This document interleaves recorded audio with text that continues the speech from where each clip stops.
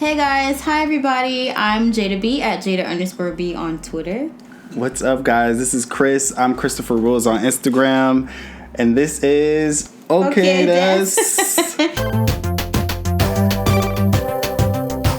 Where we're gonna be bringing you the best Japanese food in New York based on our opinion.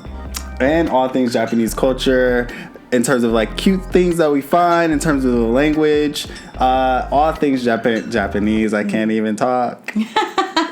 No, but that's okay. But just a little bit about us before we get into more segments about what we're going to be doing.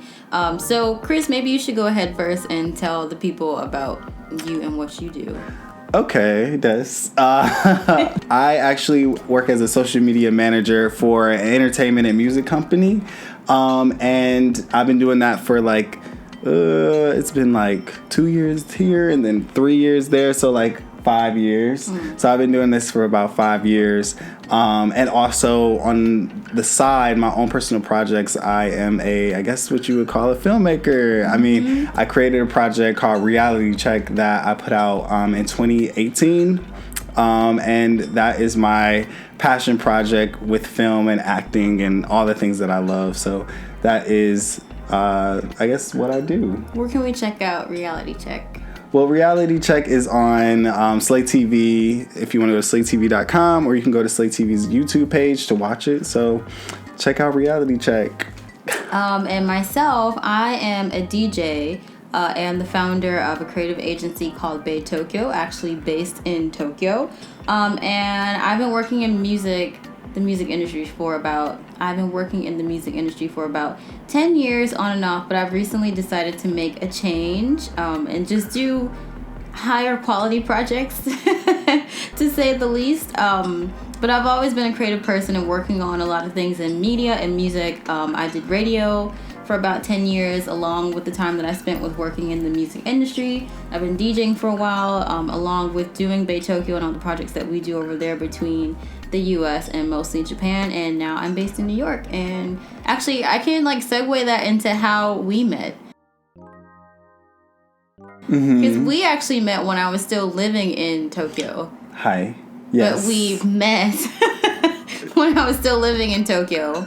Yes. Okay, so, back in 2009, 10, 11, everything was everything with social media. Social media is still a thing now, but that's when Twitter was really popping off. Twitter and it was not this weird space that it is now. Yeah. It wasn't weird at all to meet someone off of Twitter. No. And it was a thing where social media sometimes now is one-to-one, but back then it was a community of people on Twitter that you would meet. There were so many people on Twitter and we all knew each other, but we were from all different places. We're showing our age. Well, I mean, I think that it was, I don't know, it was a cool time, and a lot of I feel it's been adapted in a way now. It's so normalized to meet people off social media.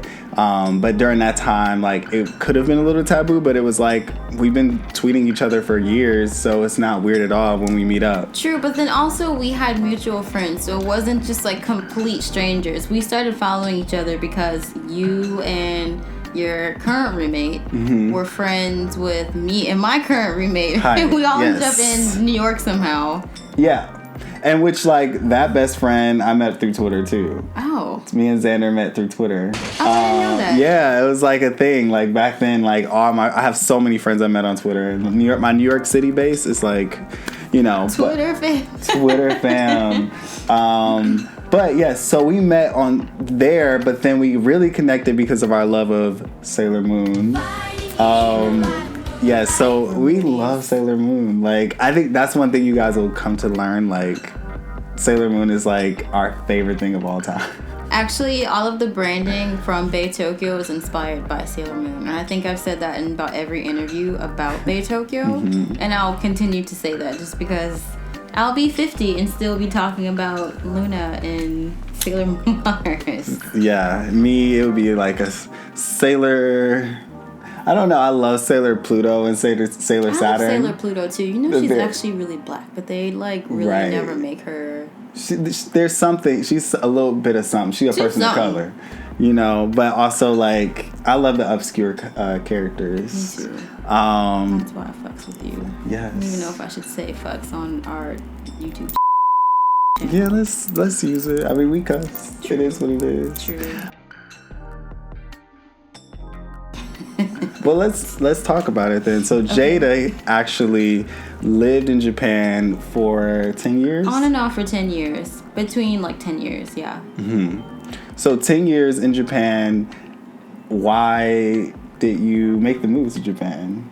Well, I actually started speaking the language when I was in high school, but very, very like basic knowledge, like not very good at all. I started speaking in high school, and then I graduated high school, went to college, and did a study abroad program to Kyoto for about, 2 months. And I had like the best time, and the language was so easy for me to pick up on. Not because I already had like a foundation. When I'm telling you, this high school foundation was slim to none. It was like literally konnichiwa, o genki desu ka, kind of like basic knowledge.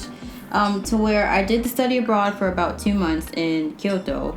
Fell in love with Kyoto, and then I found out about a program at Temple University in Japan. So Temple University in Philadelphia, they actually have a campus in Tokyo, and I think there's a campus in Rome too, but the campus in Rome is only for study abroad.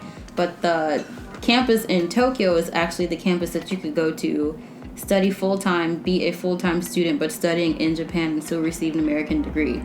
I was so hell-bent on going back to Japan that I didn't apply to really any other college, and I got in, and it just worked out. It really was one of those things that just kind of not necessarily fell into my lap, because I feel like I did work hard, and I really manifested that even before I or even all of us really knew what manifesting really was, and like put our intentions onto it. But that's exactly like what I did. You know, I was so hell-bent on going back to Japan, didn't know how I was going to get there, didn't necessarily even have the money to live there or move there, but I got accepted.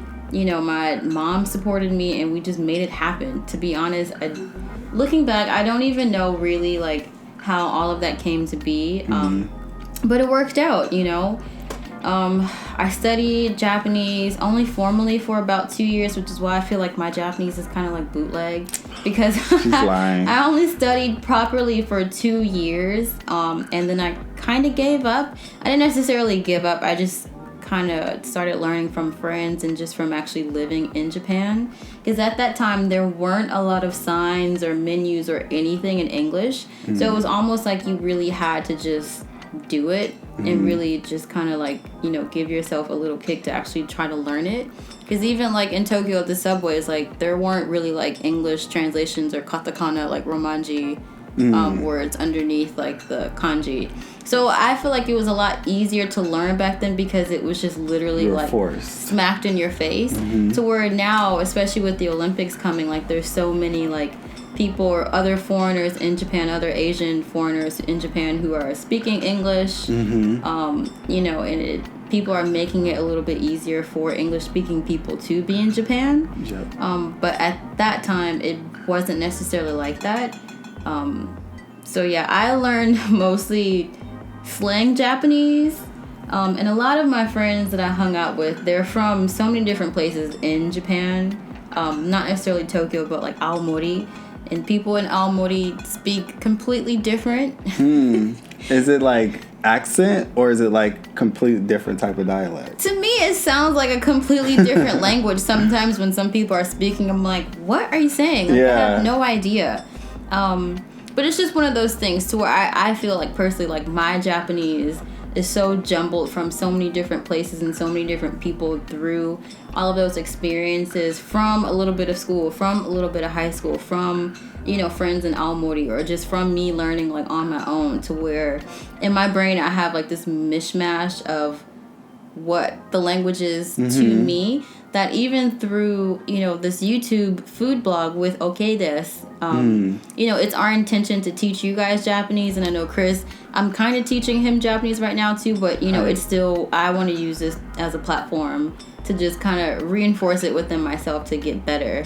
and not just be lazy about it. Segue into, I guess, like my story. So like Jayda is very like, she's lived in Japan for 10 years, understands like Japanese culture and like the language. And so for me, I'm very much a baby student, I guess, in Japanese. So I actually studied abroad in Japan. I went to Michigan State University, and they have like an amazing study abroad program. And so I went to Japan for about a month on that program, and we went all over the country. We went to, of course, Tokyo and Osaka, but also Hiroshima.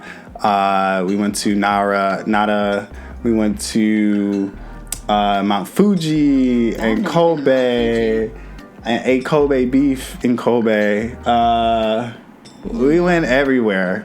So that was an amazing experience, and also like I never thought in my life I would go there so soon in life, and so like that was like a dream for me, and it really confirmed how much I loved like Japanese food and culture. And also I didn't realize why I loved it so much, because I think we don't really realize like we really grew up with Japanese culture inserted into our shows and cartoons, like growing up. Power Rangers, Sailor Moon, Pokemon. And so like when I got to Japan, like I felt a familiarity, but it was because of just these shows I grew up watching. And in Sailor Moon, like the city that they're in is very much shaped after Tokyo, and like all the little cars, and like I was just amazed by everything when I went there for the first time. It's a Zabujuban. I think I went to that part of the city. Probably. But that was a dream going there, and so like we learned a little bit of Japanese before we went, just like, you know, how to say hi and thank you and nice to meet you and all those different phrases that you need to know before going to the country. And so that only made me want to learn more, but I was kind of like, I thought it would be really scary to learn. I thought like I could pick up like speaking it pretty easily, but then like reading it, I was like, there's no way I would ever be able to do that. Your kanji is better than mine.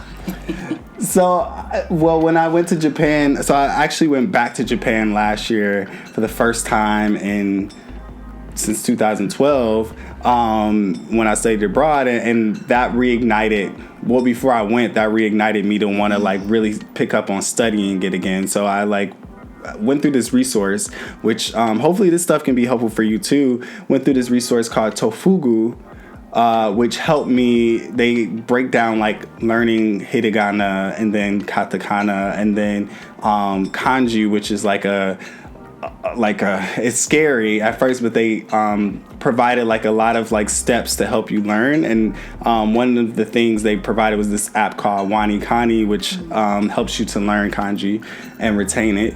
And then I also picked up a book called Genki Book, which Jayda also used. Genki Book is like a beginner elementary level school book, and it helps to teach you the basics. So I'm still getting through that book.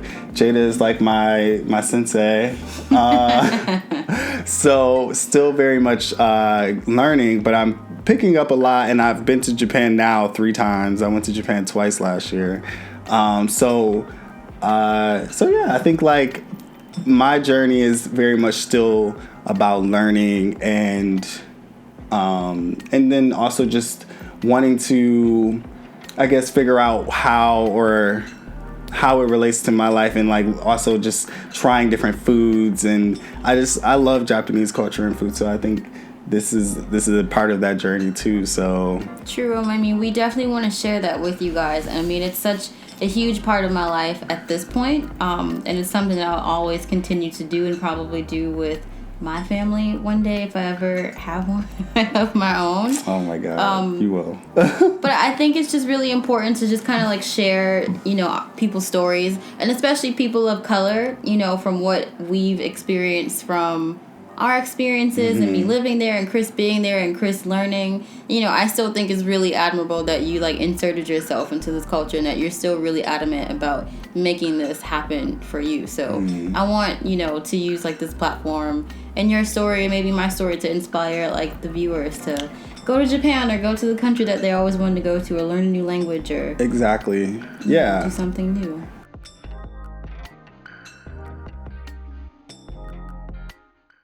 Because you still get those things. Like, I can't tell you how many times people have hit me up or family of family, Jayda, how's China? And it's like,